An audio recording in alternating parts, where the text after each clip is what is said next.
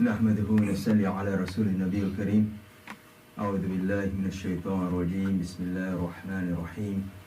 الحمد لله رب العالمين الرحمن الرحيم مالك يوم الدين إياك نعبد وإياك نستعين اهدنا الصراط المستقيم صراط الذين أنعمت عليهم غير المغضوب عليهم ولا الضالين آمين.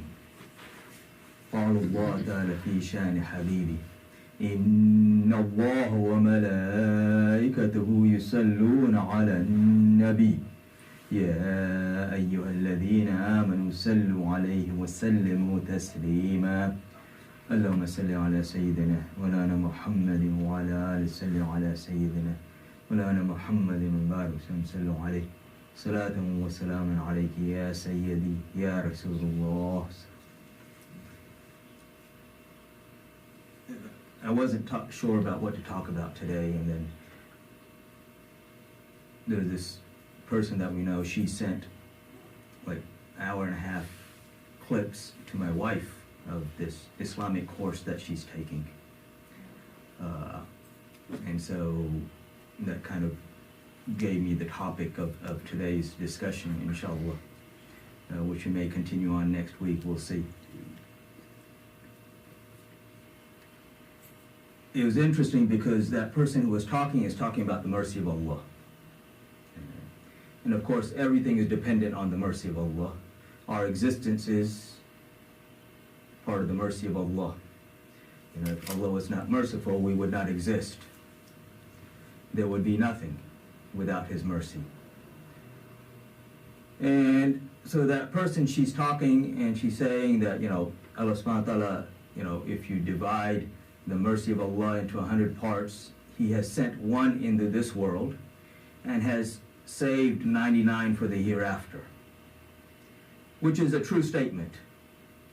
You know, this is how deception occurs, though, is through true statements.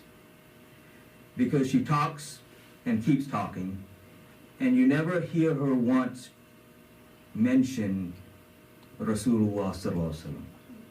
She never mentions who that mercy is. And the reason that this is so significant, especially these days, you have a lot of these courses that people take. And especially there's this emphasis these days of these women's courses. So many alimas. And people hate when I talk about this, but it's the reality. Rasulullah sallallahu alaihi wasallam, he said that the army of Dajjal will consist mainly of women.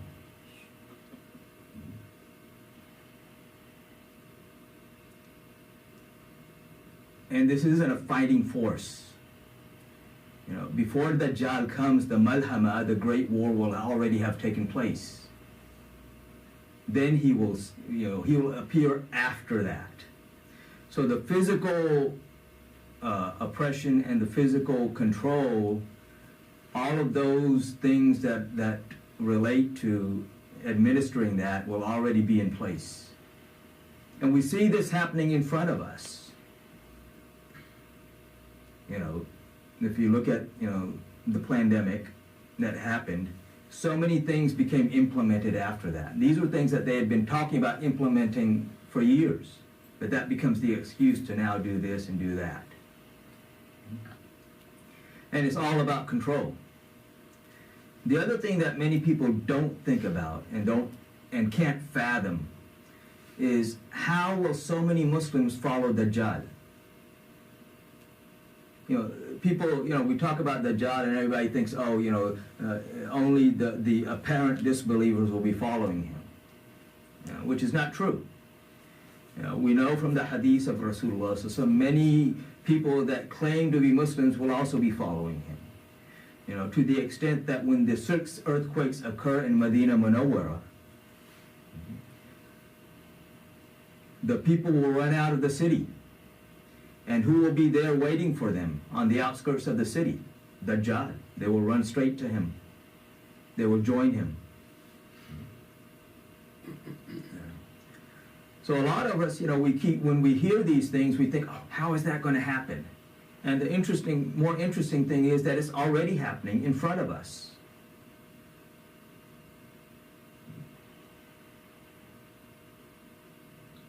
Allah subhanahu wa ta'ala, He says in the Quran, in Surah Hashr, وَلَا تَكُونُوا كَالَّذِينَ نَسُوا اللَّهَ فَأَنْسَاهُمْ أَنفُسَهُمْ أُولَٰئِكَ هُمُ الْفَاسِقُونَ. And do not be like those who forgot Allah and Allah made them forget themselves. And it says, أُولَٰئِكَ هُمُ الْفَاسِقُونَ. These are those who are the transgressors. So remember that. أُولَٰئِكَ هُمُ الْفَاسِقُونَ. In Surah Baqarah, He tells us about the Quran.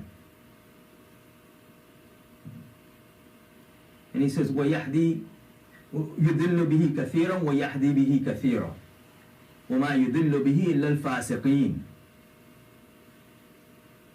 He's talking about the Quran, and he says that there are many who are misled with this, and many who are guided through this Quran. And the misled ones are the fasiqeen. Here he said, أُولَٰئِكَ هُمُ الْفَاسِقُونَ. Same word, fasiq. And here he says these are the fasiqeen. And then he defines them in the next verse. الَّذِينَ يَنْقُضُونَ عَهْدَ اللَّهِ مِنْ بَعْدِ مِيثَاقِهِ الَّذِينَ يُنْفِقُونَ مِنْ بَعْدِ مِيثَاقِهِ وَيَقْطُعُونَ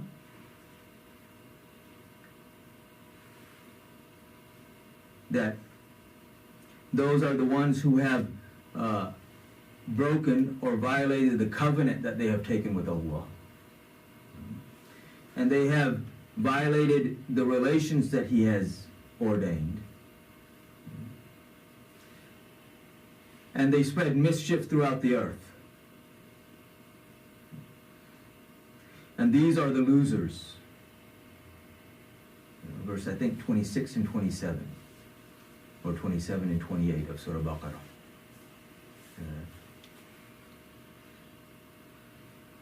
So again, he says there are those who come to this book, but they're misguided.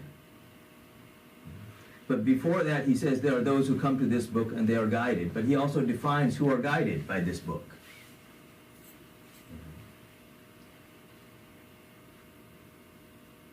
ذَلِكَ الْكِتَابُ لَا رَيْبَ فِيهِ هُدًى لِلْمُتَّقِينَ. That this is the book in which there is no doubt, and it is guidance for those who are muttaqi, those who have taqwa, those who are righteous, those who are God-fearing. It is guidance for them. These are the ones that this book makes into walis, into the awliya, the friends of Allah. But again, and we keep coming back to this verse number 3 of Surah Hujurat. He also defines who are the muttaqeen, who are the ones whose taqwa has been accepted by Him. إِنَّ الَّذِينَ يَغُضُّونَ أَصْوَاتَهُمْ عِنْدَ رَسُولِ اللَّهِ أُولَٰئِكَ الَّذِينَ امْتَحَنَ اللَّهُ قُلُوبَهُمْ لِلتَّقْوَى لَهُمْ مَغْفِرَةٌ وَأَجْرٌ عَظِيمٌ. That verily, those who lower their voice below the messenger, meaning what? For us, those who humble themselves before the messenger, sallallahu alaihi wasallam. These are the ones, Allah says, these are the ones whose hearts I have tested for taqwa. And for them is forgiveness and a great reward.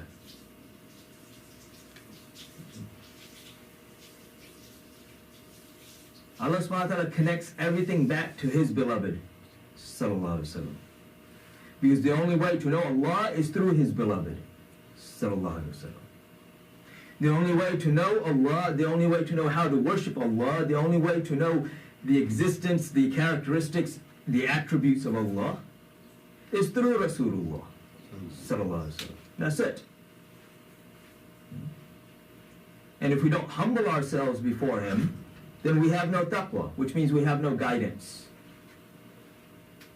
Then we fall into that category that they come to the Quran and they gain nothing but misguidance.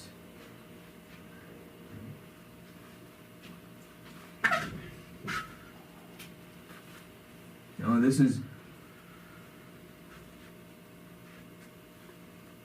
the characteristic of this book. Because Allah subhanahu wa ta'ala is not in need of any of us or anything.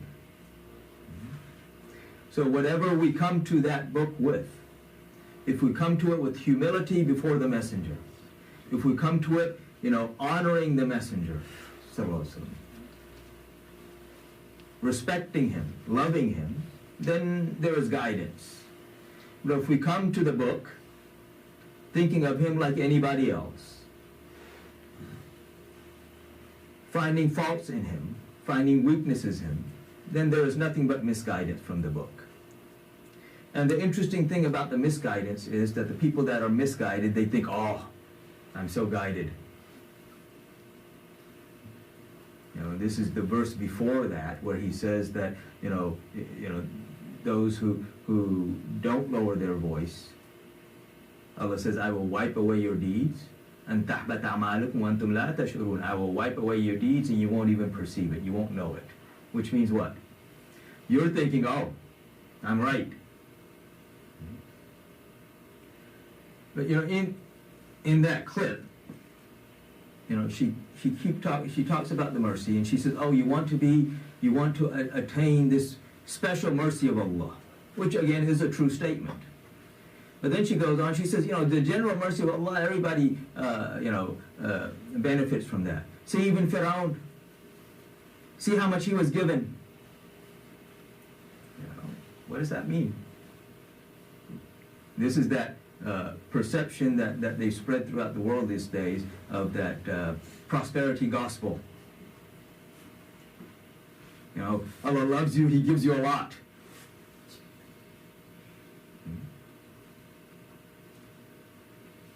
If we are not obeying the commands of Allah, if we are not on the right aqidah, if we don't have the right belief, and there are no difficulties coming in our path, then we need to be very afraid. Because perhaps we are amongst those people who Allah subhanahu wa ta'ala is going to give everything in this world and there's nothing in the hereafter.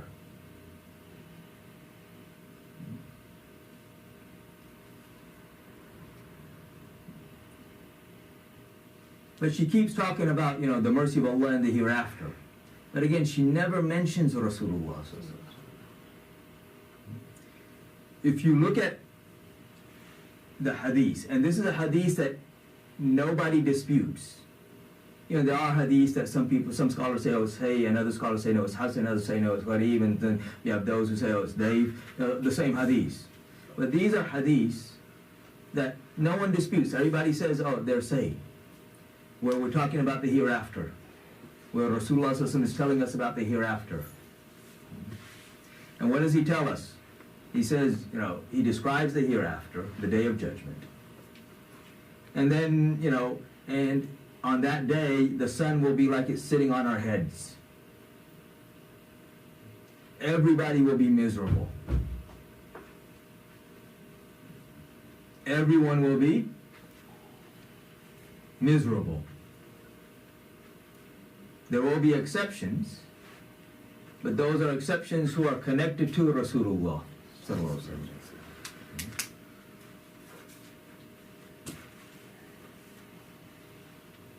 And this condition will stay like this for a long time until the people are, get to that point where they say, anything is better than this because the judgment hasn't begun. Anything is better than this. Like when you're going through difficulty, you think, when it's too hot, you think, I wish it was cold. And then when it's cold, I wish it was hot. So when you're going through difficulty, you think, anything's better than this. So this is what the attitude of the people will be. So, and yet the judgment is not beginning. So they know that there will be no change until the judgment begins. So what will they do? They will all gather together and they will come to Adam alayhi salam. And they'll say that you are the first man and you all of this. So go before Allah and ask him to start the judgment. What will his response be? he will say that today is a day in which the wrath of Allah is such, the ghadab of Allah is such that it has never been like this before and will never be like this afterwards. I cannot do this. Idhabu ila ghayri, go to someone else. And he will direct them towards Nuh alayhi salam. He will say that he is the first Rasul, so go to him.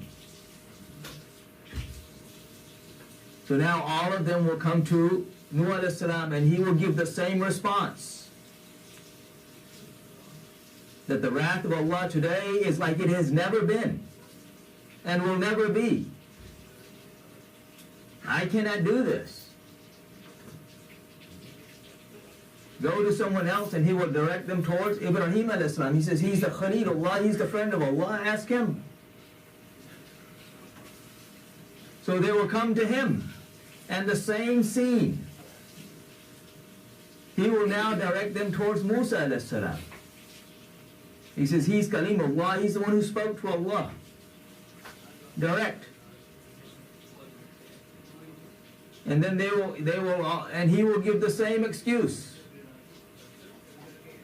It is, same statement that the wrath of Allah is such, I cannot do anything. Go to Isa alayhi salam. He is Ruhullah, he is the soul of Allah. And they will come to him and he will say the same thing with one exception. He will say that today the wrath of Allah is such that it has never been before and will never be again. And then he will say, he says, this is only for Muhammadur Rasulullah sallallahu alaihi wasallam. Go to him. He is the only one who can do this.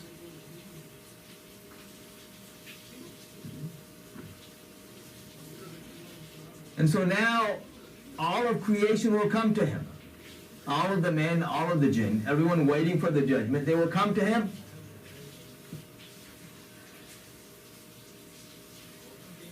And he will not give any excuse. He will say, Ana laha, I am for this. And then he will prostrate himself before his Lord. And he will praise Allah in such a manner that no one has ever imagined. So again, this is also all the other prophets. They are witnesses to this. No one has ever imagined that Allah subhanahu wa ta'ala can be praised in this manner.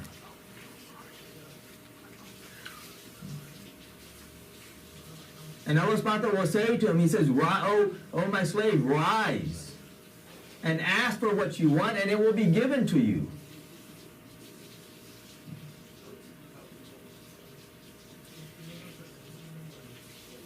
And he will say to Allah, he say, Allah, these people, they are tired. They are desperate. They want you to start the judgment. And I want my ummah. I want my nation.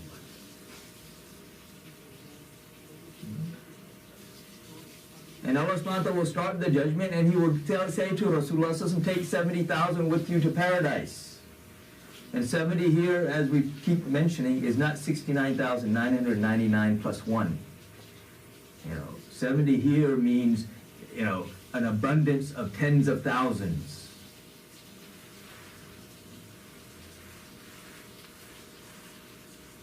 So it could literally go up to, up to 200,000. Because after that, then you get into the 200,000s or the 100,000s. And he will take them and then come back and the same scene will repeat where he again will prostrate to Allah and again Allah subhanahu wa ta'ala and praise Allah and Allah subhanahu wa ta'ala will say, rise and ask. And he will again ask for the ummah and Allah subhanahu wa ta'ala will say, take another 70,000. And he will take people out of the fire and into paradise.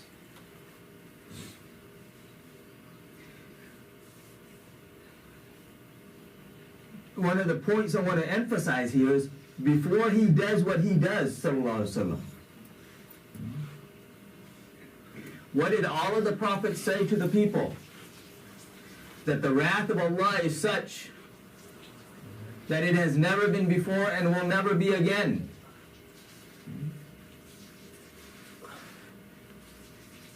Where is that mercy?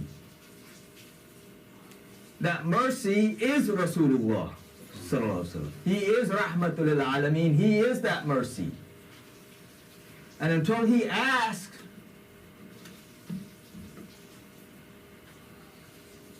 the condition will remain the same, miserable.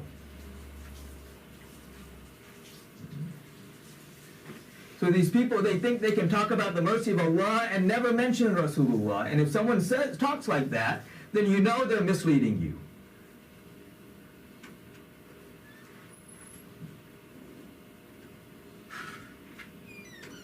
Just like many people come to the Quran, and these are the same people say, oh, you need to read the translation of the Quran, but again, they never emphasize the understanding of the being of Rasulullah sallallahu alaihi wasallam. If reading the translation of the Quran doesn't take you closer to Rasulullah, then you have not read the translation. You are amongst those who are misguided by this book. You are amongst those who have forgotten Allah. And what does he say? If you forget me, I will make you forget yourselves. You know, it's interesting. Even atheists remember Allah. You know, when they're in trouble, oh God. So what does it mean to forget Allah? It means to abandon His messenger, sallallahu alaihi wasallam.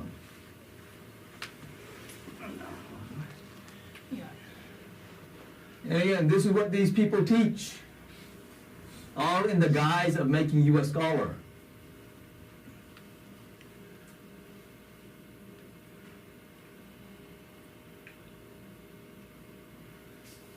You know, the other interesting aspect of this hadith, and again, it's just not one hadith, there are several hadiths basically saying the same thing. You find them in Bukhari and in Muslim. All those people in this world who tell you, oh, you can't ask from the messenger. He can't do anything for you. You can't ask. Well, then they should have gone and asked Allah to start their judgment. Where are they? They will know their place then too. And of course, Allah subhanahu wa ta'ala is not in need of having anyone ask Him to start the judgment. But this is all to show us the status and the honor of Rasulullah sallallahu alaihi wasallam.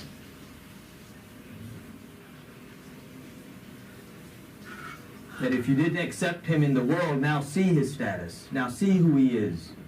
You know, the problem is, accepting him then isn't going to do us any good. Either we accept him now, before we die, or now, too late. But we will be shown then who he is. But again, he is that mercy. And if we talk about the mercy of Allah without mentioning him, then, you know, we have not really spoken about the mercy of Allah. And, you know, even the definition of mercy now is messed up, as I said. They think, oh, you know, I got a lot of worldly things, so oh, Allah is so merciful to me.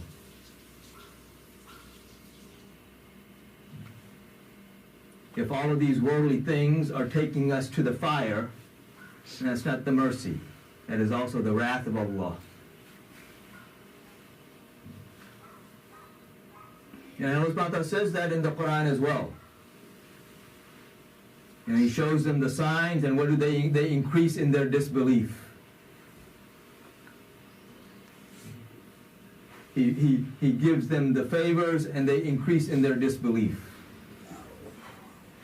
You know, it's like when you go fishing. You know, when that fish first hits the hook, you know, you don't jerk it right away. You give him some slack. You let him, you know, kind of get a good bite. Then you jerk it. And we mistake the slack for the mercy.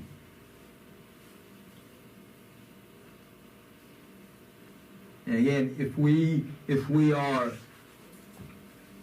increasing in our worldly gains, without any difficulties in this life, then we need to really look inside and make sure that this isn't the wrath of Allah, where He is giving us everything now, so we have nothing then.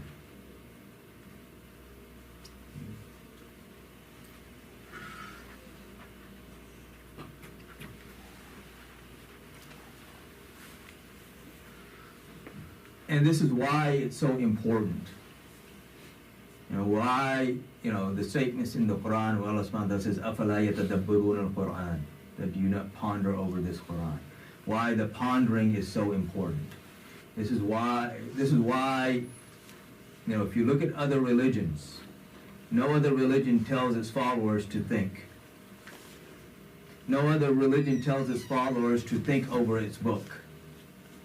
There's no book that tells you, okay, ponder over this book.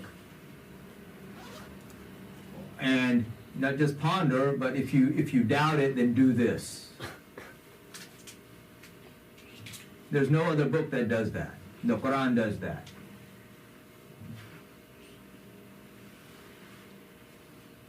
This is also why when you look at the education system in the world today, it's nothing but making people dumb. The way they have it set up, is to dumb people down, because they don't want people thinking. And ever since the computers have come, no one thinks. And it doesn't matter what field you're in, whether you're in medicine or running a cash register at Home Depot. No one thinks. Because, thinking challenges the system. It's like, when something happens, here's what they want you doing. This is the protocol. And when questions the protocol, you're out. Allah subhanahu wa ta'ala repeatedly tells us to ponder. And the interesting thing is that He tells us to ponder over the Quran, in which there is no doubt. There are no mistakes. No grammatical mistakes. No mistakes. So for order to ponder over that, and of course if you ponder correctly, if you ponder with the humility before the Messenger, sallallahu alaihi wasallam, then Allah subhanahu wa ta'ala will give you guidance through this book. But if you ponder over it, if you think about it with the arrogance, and there's no guidance. And again, coming back to يُذِلُّ بِهِ كَثِيرًا وَيَهْدِي بِهِ كَثِيرًا, that there are many who are misguided by it, and many who are guided by it.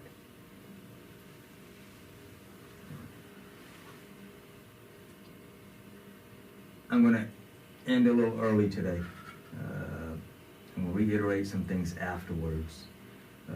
But a couple of things. Today is the last Friday of Jamadil, of Rabiul Thani, so next month will be Jamadil Awwal. Inshallah, the intention is that I'll probably start talking about Sayyidina Abu Bakr Siddiq radiallahu anhu next week, and we'll see kind of what's going on. We have acquired or in the process almost finalized the property behind us, which is what we've been kind of waiting on in order to start moving aggressively in trying to expand this place. So inshallah by this afternoon things should be done, and then we can start moving forward. I will mention some things about that after the salat, but again, everything is for the pleasure of Allah and His Messenger, sallallahu alaihi wasallam, and that's it. And if there's any intention otherwise, then it's not accepted by Allah. Allah is pure and accepts only what is pure. Okay? So pray that we all keep our intentions pure throughout our whole lives. Because otherwise, it will be a rude awakening in the hereafter if you know the first three people that will be judged will be a martyr, a philanthropist, and a scholar. And all three of them will go to hell because their intentions were not pure. Even though, the philanthropist gave so much money, the martyr was killed in the way of Allah. And the scholar, he spread so much knowledge. But again, the intentions were not pure. So Allah says, there's nothing for you here. So inshallah, I'll end with that. And so may Allah subhanahu wa ta'ala fill our hearts with His true love, the true love of His beloved Prophet Muhammad, sallallahu alaihi wasallam, his family, his companions, and all of those whom they love. And may He give strength and protection and victory to our brothers and sisters in Gaza over their oppressors. And may He destroy those who are the oppressors. Those who have not made sunnah, go and make sunnah.